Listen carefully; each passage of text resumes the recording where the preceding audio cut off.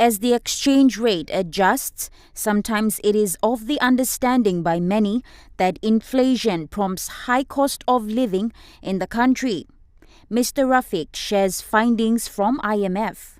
Now, what we've at the IMF have learned through our studies is that when the exchange rate adjusts very slowly and gradually, its impact on inflation in PNG is actually quite small, that it doesn't tend to produce large jumps in import price inflation.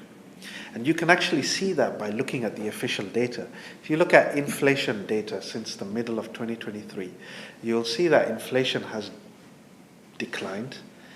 And even as of the most recent data that we have, which is Q1 of 2024, inflation has been below its historical average. Inflation in PNG, its historical average has been around 5 to 6%. It's currently around 3 to 3.5%. So inflation is low, even as the exchange rate has begun to adjust. This begs the question, why is there a cost of living crisis?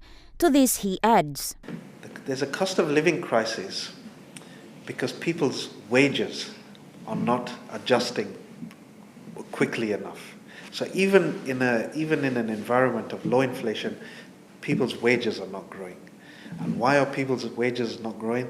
It's because there's not enough investment spending. Investment spending generates jobs. It creates a demand for labor. It pushes up wages. It pushes up GDP growth. Mr. Rafiq went on to mention suggestions upon IMF's findings to address the issue of high prices. To address this, the country needs to generate jobs. Has a young, growing population. We need to generate jobs. The only way we're going to generate jobs is through investment. The only way you're going to get investment is through no FX shortages. And to deal with the FX shortages, we're going to have to, the exchange rate, the kina is going to have to be more reflective of its market conditions. That's number one. Number two, the government needs to continue what it's doing on its side.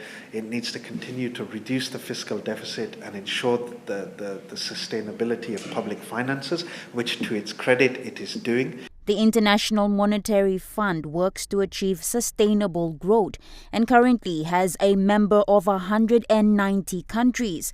It does so by supporting economic policies in a country. Natasha Voy, National, MTV News.